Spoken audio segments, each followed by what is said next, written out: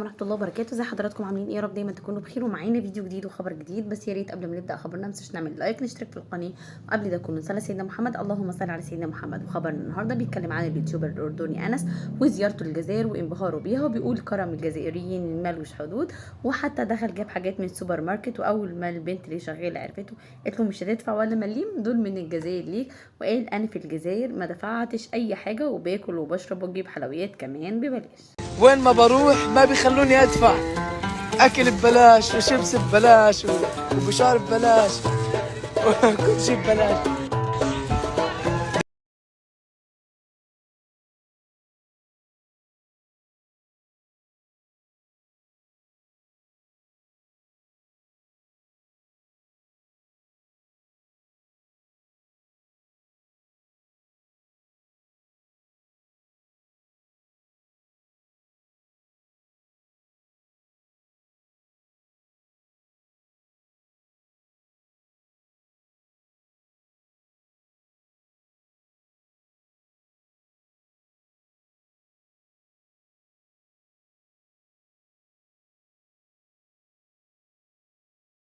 مش جديد على الجزائريين المعروفين بالكرم دايما، وكل اللي بيروح هناك بيقول وبيتكلم عن كرم الجزائريين. اشوفكم على خير يا رب في فيديو جديد وخبر جديد، وبتمنى لكم كل التوفيق والسعادة، والسلام عليكم ورحمة الله.